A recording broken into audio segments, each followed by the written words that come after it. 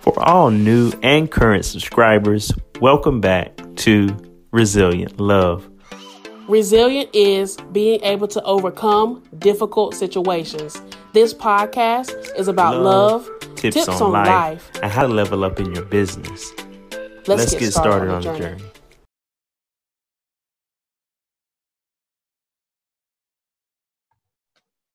Hey everyone, we are back with another episode of Resilient Love.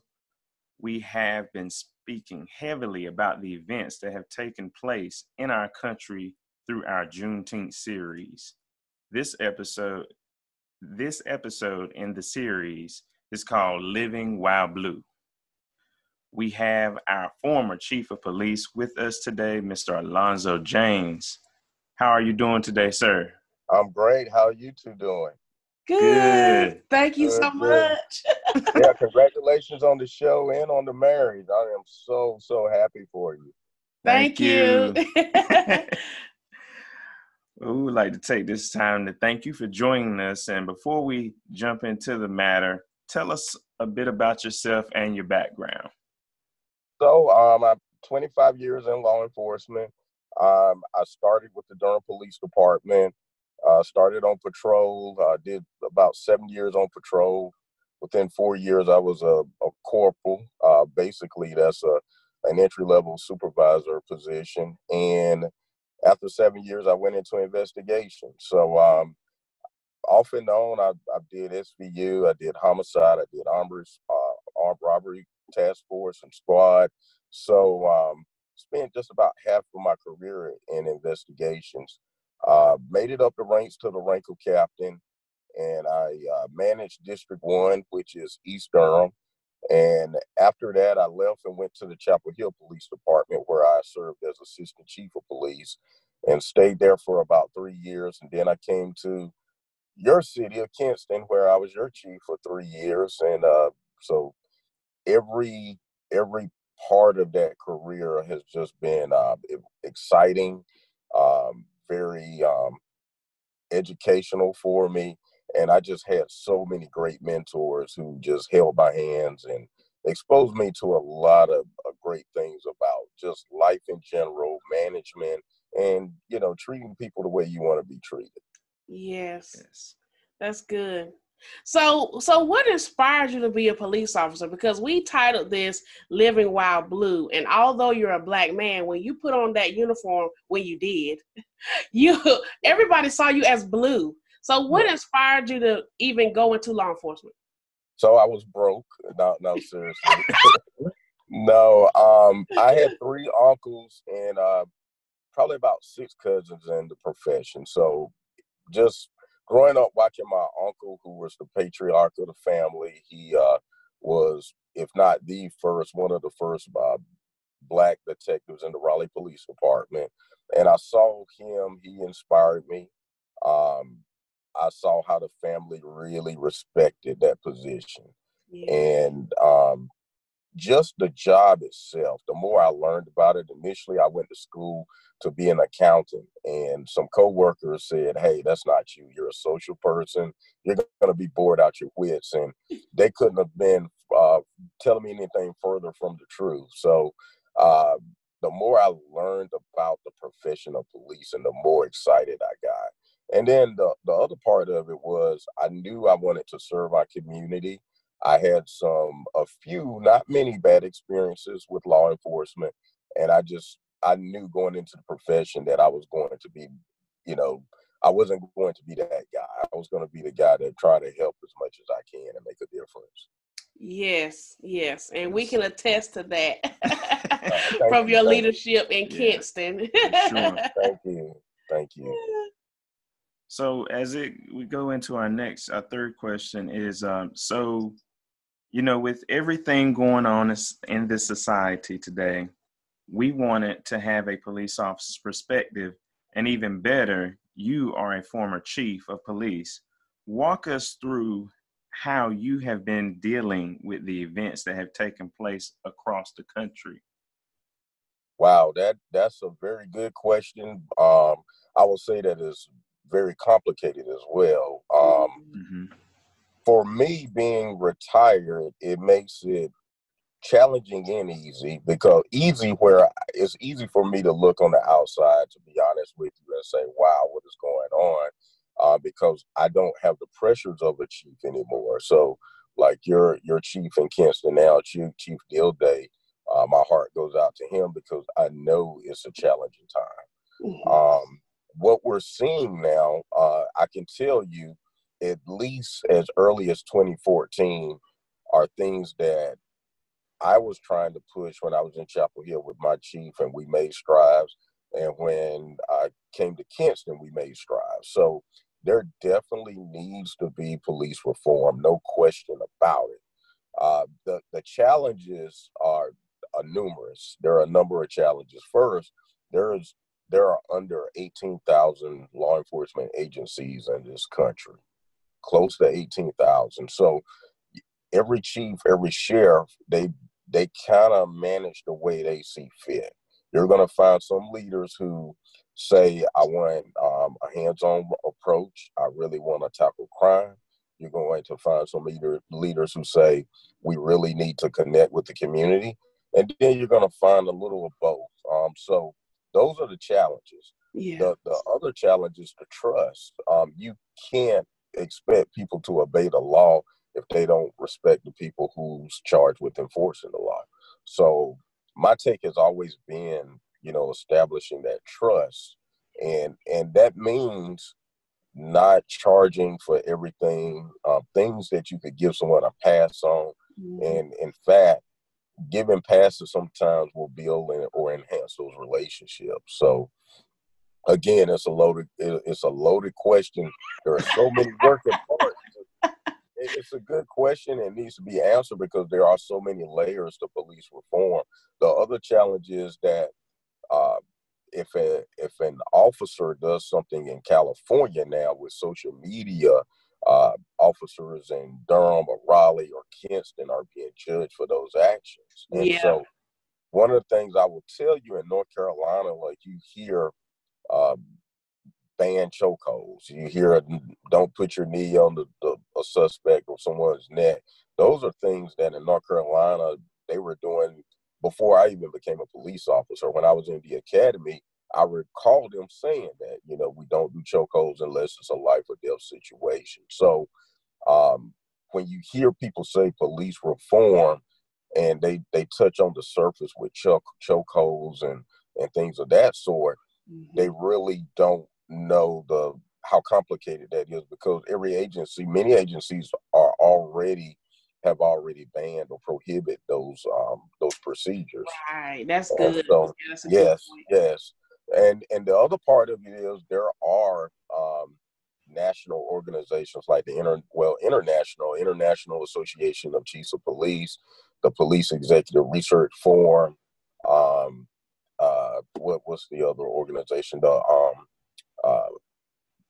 Organization of Black Law Enforcement, the National Organization of Black Law Enforcement Executives, and they have already presented these recommendations years ago about de-escalation. And so those were the things, when I came to Kinston and myself with the executive staff said, hey, we're going to embrace best practices. So those practices aren't new. What you're hearing is just that some agencies just have not embraced them at this particular time. Yeah.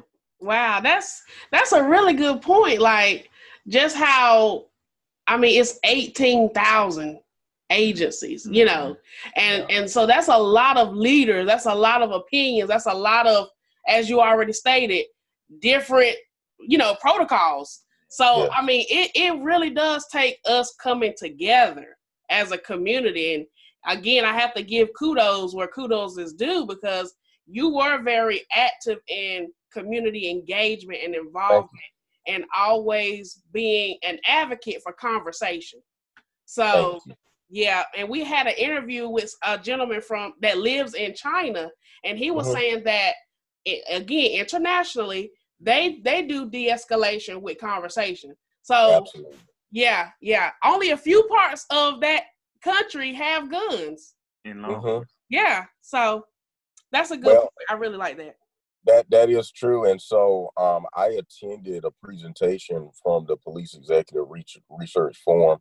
I want to say back in 2015, and they did studies with other countries around the world. And you're right, their de-escalation is really a top priority there. And so I think you may recall when the mayor of Atlanta gave a press conference about the incident with Mr. Brooks, and she said there's a difference with what you can do and what you should do. And so that's another challenge. So the standard of what officers can do, and I understand that standard because we have a split second. I'm saying we, but they have a split second to make a life or death decision.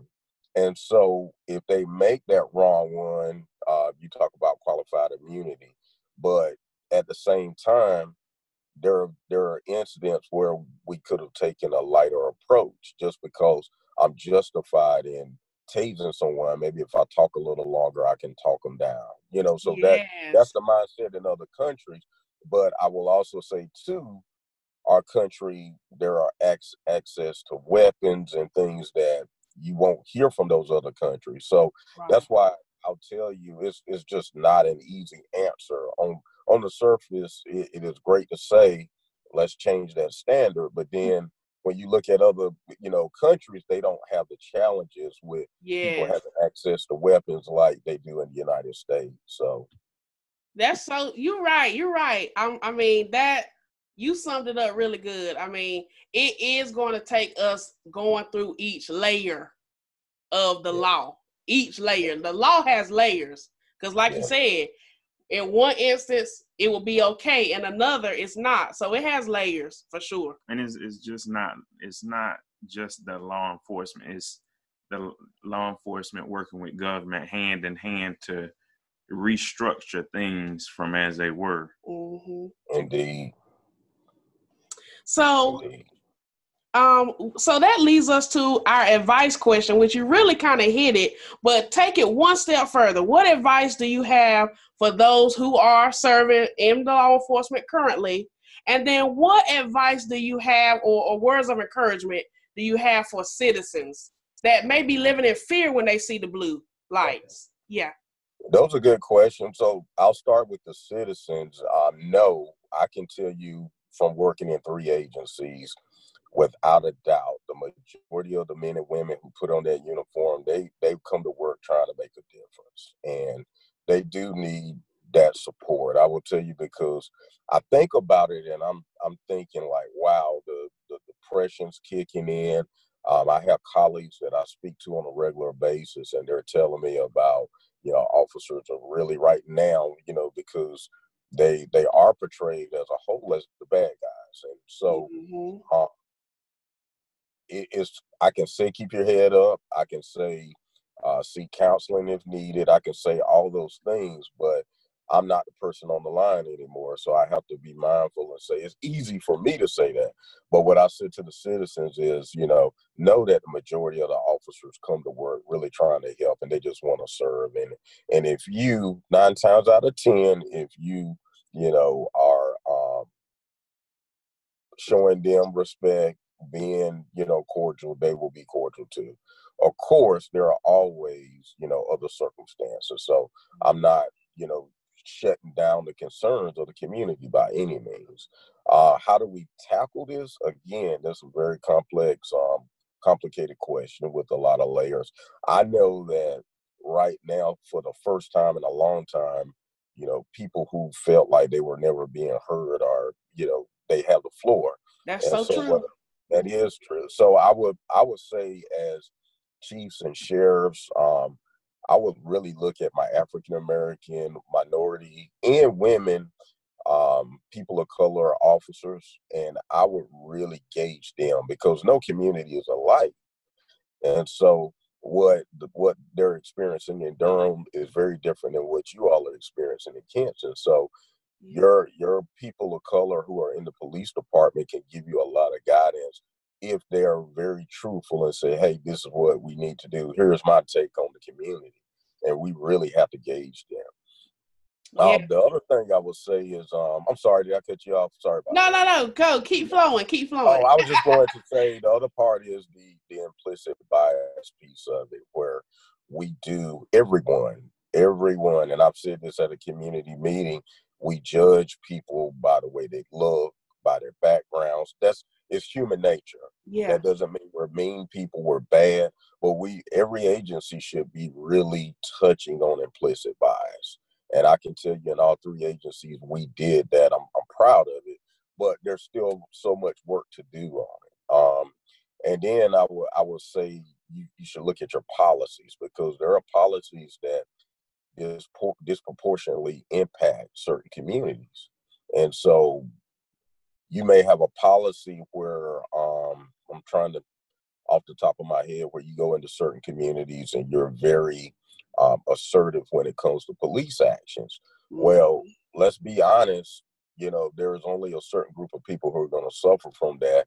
And the same people who are asking for you to serve and protect them end up 9 times out of 10 are the ones getting charged. And I can tell you from personal experience, when I was a captain in Durham, I am guilty of it, no doubt about it. And it took a wake-up call going to a community meeting and hearing from the citizens and saying, wow, we asked for help, but we felt like we were being held hostage. So that was a wake-up call for me. So we have to really look at those policies. And the other thing I would say, we really need that national database. And I think y'all heard that from politicians, from people in the in this movement. They're saying, hey, because truth be told, I could commit a crime or I could get fired in North Carolina for misconduct. Your certification is state certified. So I can't be the police in any city in North Carolina. However, I could go to Texas and then take a job as a law enforcement officer, or go, to South Carolina or Tennessee. So if you had a national registry, then you could keep track of that misconduct. And going back to the national standards that I talked about from those organizations, everyone should be embracing those national standards. And I can tell you there are probably so many other things we could be doing. I don't have all the answers, but something else just came to me as far as we really have to pay our officers. I know we're talking about, you hear people say defund, but just like with the community, the more educated you are, the more trained, the better trained you are, the more likely you are to try to resolve issues in a diplomatic way. That's just the way it is. And so if you spend more funding on training and educating, and studies have even shown officers with college degrees are more than likely or more able to de-escalate situations. Yeah. And so if you're educating them, then they're more likely to talk things through and be open. And I'm not slamming anyone who doesn't have a college degree, trust me, because some people get offended when I say this, but bottom line is, an education is not just about that degree. It's about being open. And when you're college educated, you are a little more open to other sides and opinions. So, yeah. I just wanted to touch on what you were saying. I think that maybe, it's very important that maybe a lot of law enforcement agencies promote more education within, with officers getting not just degrees, but also just continuous training. It's almost like dealing with kids in elementary. I give you a piece of candy, you give me, it's Yeah. And educators, just for a side note, educators, because I'm in the education field, we're always in somebody's professional development, know? And it's like we make the joke in the education world, okay, I'm tired of PD. But the PD helps you in some capacity, whether you're the first year or the 10th year, something is said, or it's just a reminder, And I feel like you already mentioned, if the law enforcement agencies continue PD, and I mean for real PD, it's either reminders or you're learning something new. Yeah, that's a very good point. And I will tell you, in North Carolina, there's a great deal of, like, we call it in-service training, where they are being exposed every year, like you said, on professional development. But those incentives or ways to send them back to college or Higher learning, I think, is very beneficial.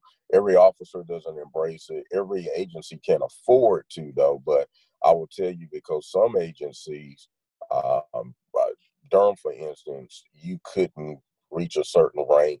You had to have an associate's degree before you were a lieutenant. You needed a 4-year degree before you were a captain.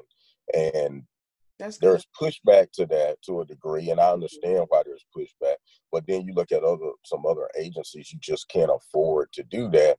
And your pool is really smaller. So if you were to say you can't be a captain unless you have a 4-year degree, you may only have 1 or 2 people who are qualified. And so those are those challenges I was talking about earlier, because the big cities have a lot of flexibility where the average agency out of those under 18,000 agencies I talked about, the average one has probably less than 35 persons in their police department. And so you're talking about a small agency. And so they don't have the resources that a New York City or Charlotte may have. That's so good. Yeah. Look, the size does matter. the budget matters. So yeah, I'm glad we're laughing about that, and you have really educated us on some things, and so thank you, because your years of experience have really brought just a light of clarity and a light of understanding of how it is from a law enforcement perspective. But I want to switch it up, because people are probably wondering, okay, Chief, what you up to now since you retired? So how has life changed? That's our question. How has life changed since you retired? I will tell you, the first maybe 2 or 3 weeks, it was hard. Just because I've been a police all my adult life, and so I miss it. I really love the profession. I really do. And I felt like I was like making a difference, regardless of how small of a difference. I felt like I was. And so I miss that. I miss the people. But I have so many friends and family who constantly reached out to me. That was definitely refreshing. But life has been pretty good. I'm connected with training officers through police academies when they're first coming in to the field. I'm doing leadership consulting. And everyone who knows me closely know that music is my first love too. I'm a big hip hop head, so I actually put out a single recently. In the next 3 weeks, my entire album will be out too. So that's what I'm up to. Okay. Yeah. Wow. So get into the album. Like we heard the single and it's fire. But thank you. You talk to everybody about the vision behind the music. So I started working on this like right when I retired. For the past 8 months, I've been recording. A close friend of mine is a producer, and what I wanted to do, my artist name is Chief of Police, and the name of the album is Highest Ranking Officer. The first single that you were referring to is called Witness Protection, but I wanted to give my perspective, first of all, as a man of God, as a black male, and as a police officer, and how being a person of color and a police officer can compete with one another, but also, hey, this is my perspective on life. So in my album, I'm talking about, hey, in community empowerment, saying, hey, you have to, empower yourselves and say we're not going to tolerate certain things in your community. But I'm also talking about police reform. I'm talking about criminal justice reform, domestic violence, just things that are just dear to me, and trying to be as transparent as possible, saying, hey, I get it. I understand that as a police officer, here are my eyes. This is what I've seen. Doesn't mean that I was right all the time. And so I'm just trying to be speaking from the heart and being as honest as I can on the album. And so I hope people, when they hear it, understand that it's very truthful. Even the stories that I talk about, from some homicides, from some just experiences that I've had on my first day as an officer. I was involved in a riot, and I'm just really trying to be as transparent and real as possible. Yeah. Wow. I mean, we could open up a whole book on Mr. Alonzo Jaynes. Like, wow, those 25 years have really just, I know, transformed, but also gave you a perspective of just community. I know you're a community-oriented individual. I know you're family-oriented, you know, and so that your experience as a whole has helped us. And even though you're a Black man and you used to live blue, you will always be with the blue family. I know for sure. So, do you have any other questions? I guess I was just kind of like, why Chief didn't let me in on that? I mean, when I heard it, I was like, I didn't know he had this in him. Well, I did. So by last year, I promoted a gospel rap concert and partnered with the Gate, and we had a pretty good turnout. And then maybe a few months after that, they asked me to participate in they had a talent show. And so I did do like one song for everyone right before I left. And I did actually, to be honest with you, that's what inspired me to say, man, I still feel that love for hip hop and for music. Let me just go ahead and I have something to say. And so I didn't tell a lot of people until I wanted the project to be done, because if you hear someone say, I'm a police chief and I rap, you're like, yeah, whatever, you know? So I said the proof is in the pudding. Let me put it out and then let people hear it. And, you know, a lot of times I send a link to people and then say, hey, this is me, just so I could get some really, really honest feedback. So yeah, when you sent it to us, I was like, oh, okay, you sent me a song. And I said, hold on, that's Chief rap. But it was so good. So guys, we're gonna have the link in the description box for you to go listen to his first single, one of his singles, Witness Protection. It's so good. I hope that you all go and get the album in the next 3 weeks. And Chief, I'm always call you Chief, but we appreciate you, and we enjoyed this conversation, and maybe we can do it again. Anytime, you just let me know. Okay. Well, look, this has been another episode of Resilient Love. Check y'all later. Thanks so much for listening to Resilient Love Podcast. We wanted to take this opportunity to also let you know that you can help us by committing to a monthly fee of 99 cents, $2.99, or $9.99. Those contributions help us to keep this movement of resilient love going. Blessings to all listeners and subscribers. Thank you all. Resilient love.